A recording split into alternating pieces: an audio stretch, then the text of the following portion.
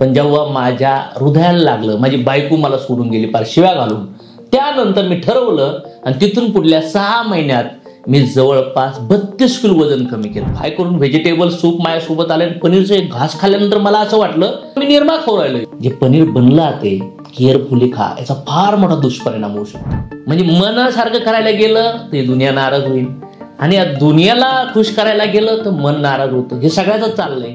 तुम्हाला असं वाटतं की जे पण माझ्या आयुष्यात दिवस असेल तो प्रत्येक दिवस मी मनासारखा जगू शकलो पाहिजे, तर तुम्हाला तुमच्या फिटनेसवर काम करायचे गरज आहे. नातेसंबंधाला जर कधी धक्का बसला, ते खराब झाले, तर त्याला पुन्हा आपण ट्रॅकवर आणू शकतो. फायनान्शियल लॉस झाला तर पुन्हा भरून काढू शकतो आपण, किंवा तो मॅनेजेबल आहे. जर कोणी व्यक्ती तुम्हाला सोडून गेला तर होऊ शकतं तुम्ही सर्वाइव्ह करू शकतात. कारण की बघितलंय आपण या जगामध्ये आज जवळचे लोक गेल्यानंतर सुद्धा लोक सर्वाइव्ह करतात. पण सगळ्यात जवळचं कोण आहे? आपल्या आत्म्याच्या सगळ्यात जवळचं मन आहे. आणि मन ज्या शरीरात बसलंय ना ते आरोग्य. कारण की जर आरोग्य खराब झालं, हेल्थ खराब झाली, म्हणतात ना ऊर्जा आएगा एक दिन पंछी रहेगा पिंजरा. जो पिंजरा आहे ना त्या पिंजऱ्याच्या आतमध्ये आत्मा, परमात्मा, मन, बुद्धी आणि अहंकार आहे. आणि जर आरोग्य खराब झालं तर तुम्ही एक शेतकरी असून द्या, तुम्ही एक स्टुडंट असून द्या, एक जॉब करणारा व्यक्ती असून द्या, किंवा एक नॉर्मल सर्वसाधारण माणूस जो कुठल्याही इन्कम सोर्स काठी काम नाही करत, तरी पण हेल्थ फार महत्वाची. जर आरोग्य बिघडलं तर कॉम्प्लिकेशन तयार होतात. जेवढे पण यशस्वी लोक पहा, कुठल्या पण क्षेत्रामधले यशस्वी लोक घ्या, क्रिकेटमध्ये घ्या, बास्केटबॉलमध्ये घ्या, बॅडमिंटनमध्ये घ्या, राजकारणामध्ये घ्या, बॉलिवूड हॉलिवूड इंडस्ट्रीमध्ये घ्या, मोठे मोठे बिझनेसमॅन पहा, त्यांची फिटनेसवर फार फोकस असतो. मग मला असं वाटतं तुमच्या आयुष्यात जर तुम्हाला आनंदी आणि यशस्वी जीवन बनायचं असेल, तुम्हाला असं वाटतं की जे पण माझ्या आयुष्यात दिवस असेल तो प्रत्येक दिवस मी मनासारखा जगू शकलो पाहिजे, तर तुम्हाला तुमच्या फिटनेसवर काम करायची गरज आहे. मी 10 टिप्स तुमच्यासोबत शेअर करणार आहे ज्या मी स्वतः फॉलो करतो. सकाळी लवकर उठा आणि सातत्य ठेवा. ऍटलिस्ट तुम्ही ठरवलं पाहिजे 5, 5:30, 6 पर्यंत तुम्ही उठलेच पाहिजे. कारण की सूर्य उगण्याच्या अगोदर जर आपण उठलो त्याला ब्रह्ममुहूर्त म्हणलात. आणि आध्यात्मिक भगवंताला प्राप्त करणारे लोक ब्रह्ममुहूर्तात उठतात. काही 2:30, 3, 3:30, 4लाच उठून ते भगवंताच्या ज्या पूजा अर्चना असतात, जे मंत्र जप असतात ते करतात. मग या बहुतेक जगामध्ये पण तुम्हाला एनर्जी पाहिजे, तुम्हाला चार्ज पाहिजे, तर सकाळी लवकर उठा. कारण की सकाळी लवकर उठल्यावर ब्रह्ममुहूर्त भेटतो, स्वतःसाठी वेळ भेटतो, वातावरण शांत असतं. आजूबाजूला सगळे लोक निगेटिव्ह झोपले असतात. रात्र 11, 12, 1, 1, 2, 2 वाजेपर्यंत लोक सकाळी उठत नाही ते 9-10 लोक. पण सकाळ जर तुम्ही उठलात तुम्हाला सात्विक वातावरण भेटतं, शांत वातावरण भेटतं आणि फुल एनर्जी भेटते, फुल चार्ज होती बॉडी. ज्या चार्जिंगमुळं तुम्ही संध्याकाळपर्यंत जे 10-12 तास असताना ते हेल्दी घालू शकता. सकाळी लवकर उठणं तर गरजेचंच आहे, पण बऱ्याच वेळा तुम्ही ठरवलं पण असन, उठला पण असताना, केलं पण असन 5-7 दिवस, 1 महिनाभर, कधी मोमेंटम गेन पण केला असेल, कधी मोमेंटम ब्रेक पण झाला असेल. पण कन्सिस्टन्सी ठेवणं फार गरजेचं आहे. आणि सातत्य तेव्हाच तयार होतं जेव्हा सवयी लागन तुम्हाला त्या गोष्टीची. आणि सवयी बनण्यासाठी तुमच्याकडे एक सेल्फ डिसिप्लिनची गरज आहे. कारण की कन्सिस्टन्सी हॅबिट्समधून येते आणि हॅबिट्स तुम्हाला शिस्तीमधून येते. आणि शिस्त म्हणजे काय? मूड असो किंवा नसो, मन करो किंवा नाही करो, त्या टायमिंगला त्या अलार्मला उठायचंय म्हणजे उठायचंच आहे. आणि त्याच्यासाठी 5, 4, 3, 2, 1 हा नियम फॉलो केला पाहिजे. अलार्म लांब ठेवा, स्विच ऑन, लाईट इमिजिएट उठल्या उठल्यास लाईट ऑन झाली पाहिजे आणि मस्तपैकी बेसिंग पैसे जाऊन लाईटमध्ये स्वतःला डोळ्याला पाणी मारा. दुसरा मुद्दा, दिवसाची सुरुवात स्ट्रेचिंग आणि योगाने करा. जेव्हा तुम्ही सकाळी उठताल तर वार्म वॉटर घेऊन त्याच्या काही अँटीऑक्सिडंट्स वगैरे जर तुम्ही मिसळलं, काही घरगुती उपचार, काही फूड सप्लिमेंट जर तुम्ही यूज केले, तर 8-10 तासाचं शरीर जे उपवास असतं, फास्टिंग असतं, त्याच्यामध्ये जर असं लिक्विड गेलं, त्याच्यात काही आयुर्वेदिक घटक असतात तर ते फार हायर लेवलला काम करतात. आणि जेव्हा तुम्ही हे घेऊन फ्रेश होता तर सुरुवात तुम्ही स्ट्रेचिंगने करा. म्हणजे जे बॉडीचे इथून नेकपासून तर खाली पायापर्यंत जे जॉईंट्स आहेत त्याची मुवमेंट झाली पाहिजे. आणि थोडं वॉर्मअप करून तुम्ही योगा करू शकतात, वॉक करू शकतात, रनिंग करू शकतात, XYZ कुठला पण व्यायाम. तिसरा मुद्दा म्हणजे रोज अर्धा तास ते 1 तास तुम्ही व्यायाम केलाच पाहिजे. कधी कधी होईल 100% होईल, कधी 50%च होईल, कधी 20%च होईल, पण करणं फार मॅटर करतं. सातत्य इम्पॉर्टंट या गोष्टीमध्ये जर तुम्हाला फिटनेस पाहिजे असेल तर. कारण की या जगामध्ये बऱ्याच लोकांना माहिती आहे सकाळी उठलं पाहिजे, हेल्दी खाल्लं पाहिजे, एक्सरसाइज केली पाहिजे, टायमिंगला सगळ्या गोष्टी केल्या पाहिजेत, पण होत नाहीयेत. तुम्ही चेक करा. जे सगळं काही तुम्हाला माहीत आहे ना, तुम्ही जेव्हा त्याच्यावर चालायला लागतात ना तेव्हा फार ताकद लागते, कारण लागतं की मला फिट का व्हायचंय.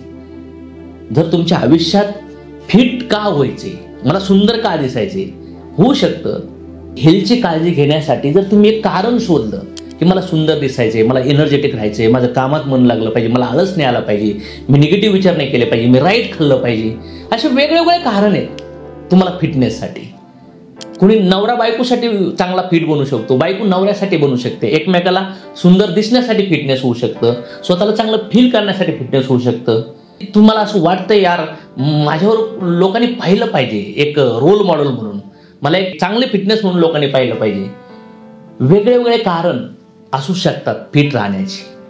कुणी तुम्हाला चिडवलंय, कुणी तुम्हाला सोडून गेलंय. मी ऐकलं होतं एका व्यक्तीचं वजन जवळपास 117 किलो होतं, त्याच्यामुळे त्याचं लग्न होत नव्हतं, त्याच्यामुळे त्याला जॉब भेटत नव्हता, आणि त्याचं लग्न झालं कसं तरी, आणि ते लग्न डिव्होर्स पर्यंत गेलं, आणि डिव्होर्स झाला त्याच्यानंतर हा बाजार सुधारला की आता जॉब गेले, लग्न होत नव्हतं, आणि लग्न झालं आणि पुन्हा डिव्होर्स पण झाला, फक्त कशामुळं वजन वाढलं होतं म्हणून. आणि मग म्हणला की एवढे सगळे प्रॉब्लेम होऊन सुद्धा मी सुधरत नव्हतं. इव्हन माझी शॉपमध्ये, दुकानामध्ये माझी फार इन्सल्ट केली की तुमच्या साईजचे कपडेच नाही आहेत, तरी सुधरत नव्हतो.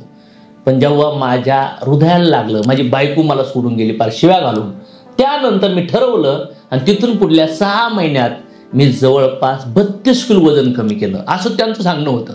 म्हणजे फिटनेस का तुम्हाला पाहिजे याचं कारण तुमच्याकडे पाहिजे, आणि ते पण पॉसिबल असेल तर लिखित पाहिजे. 4 नंबरचं पॉईंट आहे, रोज कमीत कमी 3 ते 4 लिटर पाणी प्या.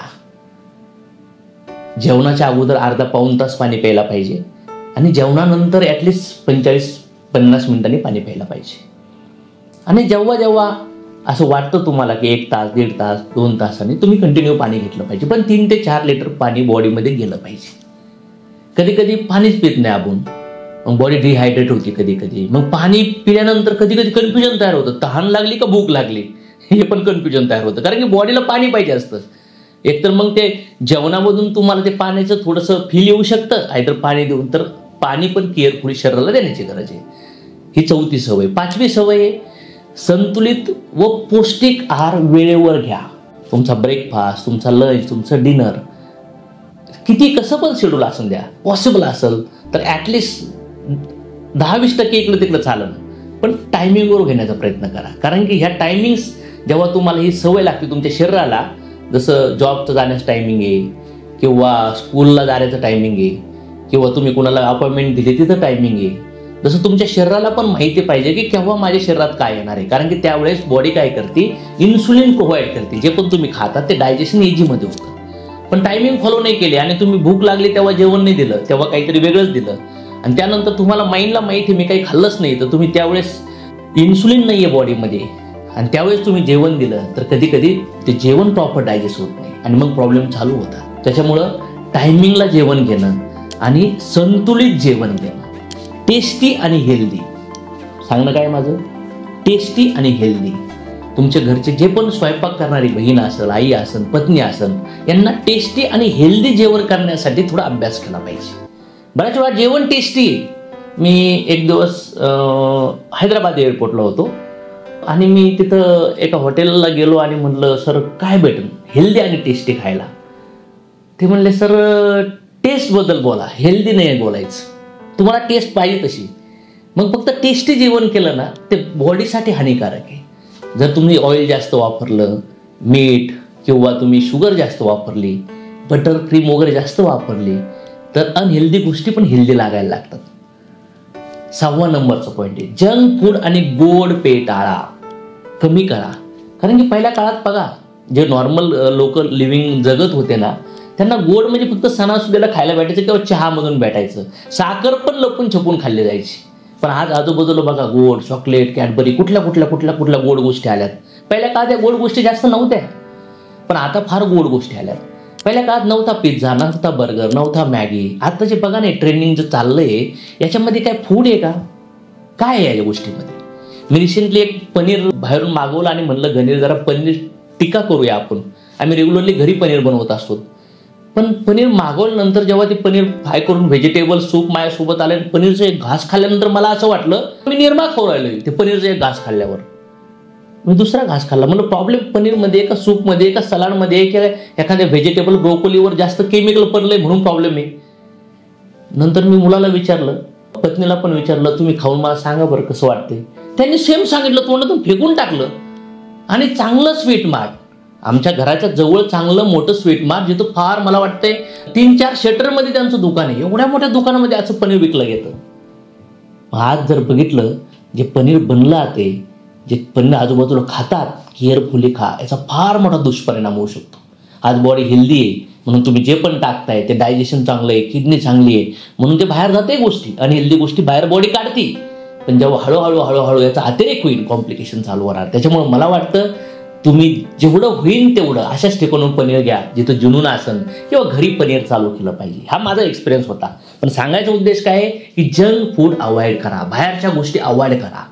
जेवढं कमी करता येईल तेवढं कमी करा. मग तुम्ही म्हणाल सर मग खायचं नाही तर मजा कशाला? कारण की एक जण म्हणलं होतं मला, सर खायचं नाही तर मग आलो कशाला? अरे बाबा मी म्हणलो ना, हेल्दी पण टेस्टी खा. फक्त अनहेल्दी आणि टेस्टी बाहेर खाऊ राहिलो आपण. 7व्या नंबरचा पॉईंट आहे, खाल्ल्यानंतर थोडी चालण्याची सवय ठेवा. बऱ्याच वेळा आपण ऑफिसमध्ये बसतो किंवा आपण कधी घरी सोफ्यावर बसतो, पिक्चर पाहतो, टीव्ही पाहतो. ह्या सवयी मला पण होत्या. खालता खाताच रेलून खायचं, टीव्ही पाहत खायचं, खाल्ल्यावर असंच बसायचं, मग डायजेशन पण होत नाही.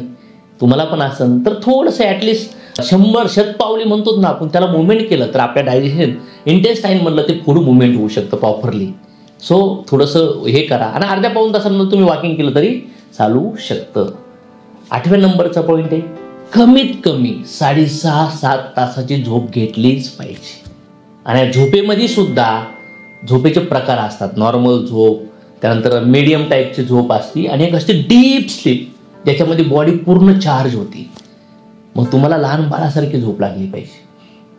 आणि जर तुम्हाला वाटतं 6.5-7 तास मला चांगली झोप घ्यायची तर कमीत कमी 1.5-2 तास अगोदर तुम्ही टीव्ही मोबाईल बंद केले पाहिजेत. घरच्या लोकांसोबत मस्ती करा थोडंसं आणि वाटलं तर लाईट वार्म करा, बंद करा. पॉसिबल असेल तर संध्याकाळी गरम पाण्याने थोडेसे आंघोळ करून झोपा. मस्त फ्रेश होऊन छान झोप लागू शकते. आणि जेवणाच्या आणि झोपण्याच्या मध्ये कमीत कमी 2 तास अंतर ठेवा. ॲटलिस्ट जेवण तुमचं झालं पाहिजे की सूर्य मावळल्यानंतर खाल्लंच नाही पाहिजे असं म्हणतात. पण मी म्हणतो 7, 7:30, 8च्या पुढे जेवणच झालं नाही पाहिजे असं आपण म्हणतो. पण कधी कधी होतं, जेवणाची इच्छा पण नसते पण आपण फुल खातो. आमच्याकडून पण असं होतं कधी कधी. पण टार्गेट केलं पाहिजे, म्हणजे कळतंय आपल्याला हे नाही केलं पाहिजे, हे नाही केलं पाहिजे, नाही केलं पाहिजे. रूल जर माहिती असेल आणि रूल ब्रेक करत असताल तर हळूहळू त्या रूलवर चालायचा प्रयत्न करा. कधी कधी माहीत आहे हे चुकीचं आहे पण मजा येते. कधी कधी माहीत आहे हे रॉंग आहे, हे खरंच मला चीट करू राहिलंय, पण कधी कधी मला आनंद वाटतो. म्हणजे एकीकडे नियम आहे आणि एकीकडे आनंद आहे. प्रॉब्लेम काय आहे, कधी कधी हृदय आणि माइंडमध्ये भांडणं चालू होतात. कधी हृदय म्हणतंय मला हे करायला पाहिजे पण माइंड काय म्हणतोय, तुमचा मेंदू काय म्हणतोय, नाही नाही नाही प्रॉब्लेम्स आहे. म्हणजे फायटिंग चालू आहे. म्हणजे मनासारखं करायला गेलं तर दुनिया नाराज होईल आणि या दुनियाला खुश करायला गेलं तर मन नाराज होतं. हे सगळ्याच चाललंय. पण मी नाही म्हणत की दोन्हीला कॉम्प्रोमाइज टाकायच्यात, बॅलन्स वे काढला पाहिजे. आणि 9th नंबरचा पॉईंट आहे, आपल्या फिटनेस प्रगतीचा मागोवा घ्या. तुमचं वेट किंवा टेप लावून तुमची फिटनेस थोडी काउंट करा. त्यानंतर पॉसिबल असेल तर आज डिजिटल ट्रॅकर आहेत, हेल्थ ॲप आहेत, त्याच्यामध्ये तुम्ही ठरवा तुमचं रेग्युलर तुमचं कॅलरीज तुम्ही किती करताय, किती स्टेप चालताय, किती एक्सरसाइज करताय. फिटनेस ट्रॅक गरजेची आहे. त्याच्यासोबत जर तुमचं वय ॲटलिस्ट बिलो 35 असेल या बिलो 30 असेल तर तुम्ही वर्षातून एकदा रिपोर्ट केला पाहिजे. म्हणजे ॲटलिस्ट वय वर्ष 15 ते 30च्या वयामध्ये आपले फुल बॉडी चेकअप वर्षातून एकदा केला पाहिजे. आणि ज्यांचं वय 35 क्रॉस झालंय त्यांनी 6 महिन्यातून एकदा रिपोर्ट केला पाहिजे, फुल बॉडी रिपोर्ट. कारण की बॉडीमध्ये आज विटॅमिन डी असेल, B12ची डिफिशियन्सी असेल, कधी युरिक ॲसिड वाढतं, कधी क्रिएटिन वाढतं, कधी कोलेस्ट्रॉल वाढतं. हेच कॉम्प्लिकेशन नंतर माणसा ट्रेसमध्ये येतात. 10 नंबरचा पॉईंट आहे, नेहमी सकारात्मक आणि प्रेरित राहा. म्हणजे पॉझिटिव्ह विचार करा, मोटिवेशन राहा. मग पॉझिटिव्ह विचार कधी करता, तुम्ही मोटिवेशनल कधी राहता, तुम्ही जॉब करताय किंवा तुम्ही स्टुडंट आहात, तुम्ही व्यवसाय करताय, शेतकरी आहात, स्वतःला बिझी करा. कारण की तुम्ही जर बिझी केलं, तिथं माइंड क्रिएटिव्हिटीमध्ये लावला तर ॲटोमॅटिक काही पुस्तक वाचताना, काही मोटिवेशनल व्हिडिओ ऐकता, नवीन स्किल अपडेट करताना, चांगल्या लोकात राहताना, निगेटिव्ह विचाराला तुम्ही काय करतात, इग्नोर करतात. टॉक्सिक बिहेवियर, टॉक्सिक विचार, टॉक्सिक थॉट प्रोसेसचे लोक जर सोशल मीडियाला कुठं असतील आणि जे तुम्हाला ट्रेस देणाऱ्या गोष्टी तुमच्या आजूबाजूला येत असतील, त्यांना ब्लॉक करा, त्यांना अनफॉलो करा, त्यांना अनसबस्क्राईब करा. कारण की पॉझिटिव्हिटी आणि मोटिवेशन ह्या फार महत्त्वाच्या गोष्टी आहेत. आणि मला अपेक्षा आहे की आत्तापर्यंत जर तुम्ही तुमच्या फिटनेसवर काम करू शकला नसताल आणि इच्छा आहे करण्याची, तर या व्हिडिओला एकदा ऐका, दोनदा ऐकता, आणि जेव्हा जेव्हा असं वाटेल मोमेंटम डाऊन व्हायला लागलाय तर त्यांना पुन्हा पुन्हा या व्हिडिओला ऐका. आणि मला असं वाटतंय तुमची फिटनेस मिळवा. आणि विश्वास आहे मला की तुम्ही फिटनेसचं चॅलेंज घेणार. पहिलं 3 दिवसाचं घ्या, मग 7 दिवसाचं घ्या, मग तुम्ही 21 दिवसाचं घ्या, मग 66 दिवसाचं घ्या, मग तुम्ही 90 दिवसाचं घ्या. कारण की आपली हॅबिट्स आपल्या रक्ताच्या सेल्समध्ये जाण्यासाठी कमीत कमी 21 दिवस लागतात. म्हणजे ती हॅबिट बिल्ड व्हायला लागते आणि ती रक्ताच्या पेशीमध्ये ती हॅबिट गेली, म्हणजे ब्लड सेल्समध्ये गेली आणि ती बॉडीत पुन्हा लाईफस्टाईलमध्ये यायला 90 डेज लागतात. मग ती आरोग्याची हॅबिट असतो किंवा चांगली सवय कुठली लावणं असो किंवा कम्फर्ट झोनमधून बाहेर निघण्याचे विषय असो किंवा ओव्हर थिंकिंगचा विषय असो किंवा चांगल्या संगतीत असो किंवा चांगलं खायचंय, चांगलं राहायचंय, या सगळ्या सवयीला तुमच्याकडे आयुष्यात शिस्त पाहिजे. कारण की सवयी तुमच्या शिस्तीमुळे बांधतात. Habits come from discipline. आणि जी हॅबिट्स मधून जे निघतं ते म्हणजे काय, कन्सिस्टन्सी. ह्या जगात जेवढे पण रिझल्ट्स तुमच्या समोर येतील, जेवढे पण अचिव्हमेंट तुमच्या समोर होतील ना, ते कन्सिस्टंटमुळं. आणि रिझल्ट्स जर पाहिजे असतील तर सातत्य फार महत्वाचं आहे. Consistency, what ever situation, result येऊ किंवा नाही येऊ, सातत्य ठेवणं गरजेचं आहे. आणि याची कन्सिस्टन्सी कधी पॉसिबल आहे, जर सवय बनल्या तर. आणि सवय जर बनायची असेल तर तुम्हाला शिस्तीमध्ये यावं लागेल, डिसिप्लिनमध्ये यावं लागेल. आणि डिसिप्लिनमध्ये कोण येऊ शकतं, कारण भेटलं तर. का, वाय. कारण की हाऊ इज ओनली 1% आणि वाय इज 99%.